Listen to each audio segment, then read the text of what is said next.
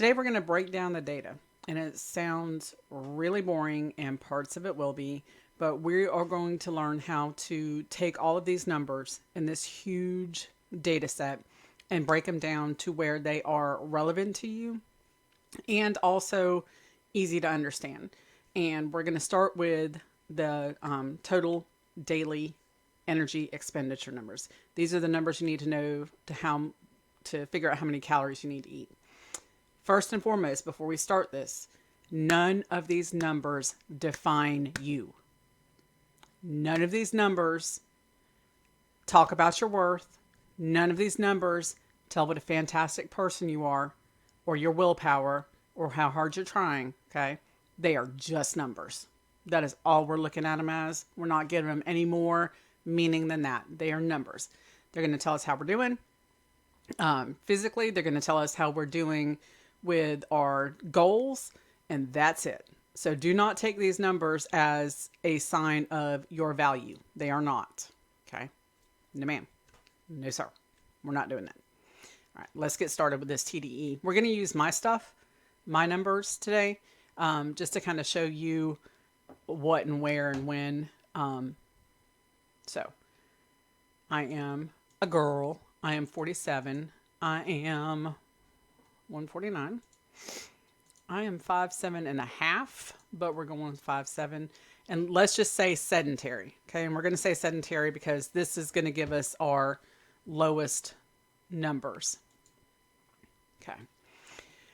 So to maintain 149, I would need to eat 1,612 calories a day. And that's just laying on the couch, not doing much, nothing, getting up to go back and forth to the bathroom, just little bitty stuff. To exchange oxygen for carbon dioxide and be a lump, I burn 1,343 calories just by existing. Whatever your basal metabolic rate, do not go under this number unless you are medically supervised by a doctor. Okay. We talked earlier about how the too little calories are just as harmful as too many calories. And we'll talk a little bit more about it when we talk about labs, because that's another set of data we're looking at. Do not go below this number. This is literally the number that it takes you to survive. Okay. Usually we talk about being in a 500 calorie deficit per day. 500 calories a day means you're going to lose about a pound a week, give or take. With that, we are going to add movement in order to come up with that 500 calorie deficit. Okay. So do not ever go below this number. This is your I'm alive number, and I'm going to stay alive number. Don't go below that. Again, we're going to add movement to get to the 500 calorie deficit. If you're used to eating 2,500, 3,000 calories a day, this 1,612 is going to be a challenge. That's, if you're eating, say, 2,600, that's, 1,000 calories less a day. We're going to talk about the what to eat in another video, but right now, I want you to look at your lifestyle, figure out your total daily energy expenditure. And again, do not ever go below your metabolic rate, because that's going to mess you up, right? You'll get quick results, and you also get a quick trip to the hospital, and your results won't last because your metabolism is going to be like, girl, what? What are we doing? No, nope. So that is your period. That is your end. That is your no, not below that. So for me, I would not ever eat below 1,343 calories in a day. This TDE calculator, I like it. It talks about your ideal weight. Again, it's estimated. That is a number, just like all the other numbers. So we're not really super worried about it.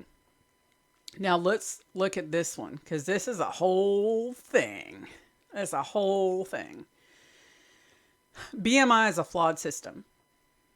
All right. It does not take into account body composition. It doesn't take into account, for, in my case, loose skin. It doesn't take a lot of things into account. It's okay to use insofar as, especially if you're in the obese or higher category, obese, morbidly obese, super morbidly obese, it's okay to use the BMI scale, because at that point, we're not really looking at body composition. We're just looking at the number. We're looking at that one number in the data set. Once you get into overweight, normal range, it becomes a lot less reliable. And in March, I'm going to go back and have another DEXA scan, and I will explain how DEXA is more reliable. It's also gives a better, more accurate picture of what's happening in your body with the things that we're looking at: visceral fat, body composition, where you're storing your fat, all those good things. So use the BMI, understanding that the BMI is not the be all end all, right? Use it. It's okay. Don't put all your faith in it. What I do like about this particular calculator is it gives you your macros for your maintenance calories. So if I wanted to go moderate carb, 121 grams of protein, 63 grams of fat, and 141 carbs, the lower carb, and then the higher carb. And honestly, this is closer to what I do, because we all know I love bananas. I'm like a little demented monkey. So it gives you kind of a plan, an overall plan on how to break down your calories. But it also gives you one if you're cutting, what you need to do. In other words, if you're, trying to get toned, and then bulking, which I don't think any of us are bulking. Could be wrong. All right. I'm not here to yuck your yum. But just given the nature of this channel, I don't think this is going to apply to many of us. So let's go back to maintenance. This changes too if you change your exercise level. So I would say I'm a moderate exerciser. Okay. So with a moderate exercise, 2,082 calories a day. Right. And again, it gives you, that's a different set of numbers. So it gives you a different set of numbers based on your exercise levels for what you need as far as your macronutrients. And again, I hate to keep cliffhanging y'all and be like, well, we're going to have an episode about that, but we really are going to have an episode about macronutrients. But it's just there's so much to it. I don't want to do it an injustice by just plopping it in there. So that is your total daily energy expenditure. That's how to use that calculator. We're going to use those maintenance calories, and again, not going below your basal metabolic rate in order to cut calories, right? If you are cutting calories, we've logged, so we know about how much we're eating every day, and we're going to cut that by 500. We're not going to go from eating 2,500 calories a day to eating 1,343. You'll go insane. You will be in Walmart in the cookie aisle like a crazy person, just shoving your face full of Oreos if you do that. All right. We want to make sustainable changes. In order to do that, we're going to do it the right way. We're going to cut 500 calories a day from what we're eating now. And we're going to reassess in just a minute. So, but for right now, sedentary calories. All right. If you're not exercising at all, if you're not active, that's what I want you to go with, whatever your sedentary calories are. Okay. And then we shall be back in just a second, and we will talk about the scale. Ew. Who wants to talk about the scale? But we're going to talk about her because she needs to be talked about. And how much you should weigh yourself, how many times a day you should weigh yourself. I'm lying. How many times a week you should weigh yourself. And we'll come back. Hey, okay, so we're back. And look, I've learned to screen record, so it's over. I'm going to become an Amberlynn Reed reaction channel. Listen, I have patients right now that are screaming for me not to do that. I'm just saying. So let's talk about the scale. How often should you weigh yourself? It's up to you. What I don't want to see happen is for you to become obsessed with that number. That number only says how much mass you have and how gravity acts upon it. It is not anything to do with who you are as a person. It is literally one number, again, in a larger set of numbers that we're going to be looking at. I weigh myself every day. The reason for that is I have hyponatremia, so I don't have a lot of salt in my body. If I lose 2 pounds overnight, then I need more salt, right? If you don't have something like that, though, I recommend once a week. If you do weigh yourself daily, do not get caught up in that number, right? Look at the trend, because you can fluctuate about 2 pounds every single day just from sodium, from water weight, from being hot. You swell up when you're hot, from your period. Tons of things can make that number fluctuate. So I don't want you to get caught up in it, okay? And you will stall. You will stall. There will be a point where you look at that scale and you're flipping it off because that sucker hasn't moved and you're doing everything you need to do. If you stall, look at, are you logging properly? And if you're logging properly, in other words, you're not cheating yourself, you're not trying to cheat the app, you're doing everything that you're supposed to do, trust the process. Our bodies go through adjustments, and when it gets used to eating one way, it's going to say, okay, I'm comfy here for a minute. And then she'll go back to doing what she's supposed to do. Right? If you're doing the right thing, don't stress it. Don't sweat it. Just let it be. Okay? Again, if you weigh yourself daily, you run the risk of becoming obsessed with that number and then not eating enough because that number is not going where you want it. If that's the case for you, weigh weekly, weigh every 2 weeks. Right? Just look at the trend. I don't even want you, if you're weighing daily, or I'm sorry, if you're weighing weekly, I don't want you obsessed with what it says week to week either. It's okay. Look at the trend. Are you lower than you were a month ago, 2 months ago? If the answer is yes, you're right on target, babes. Don't freak out. Do not freak out.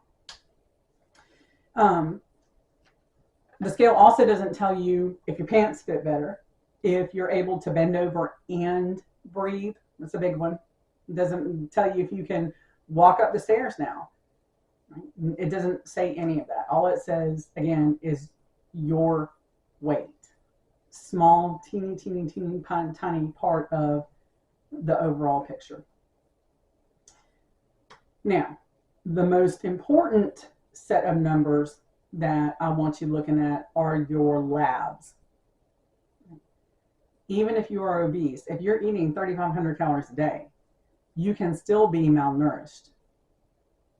We talked about this a little bit earlier about a calorie is a calorie, but not really. It's more nuanced than that.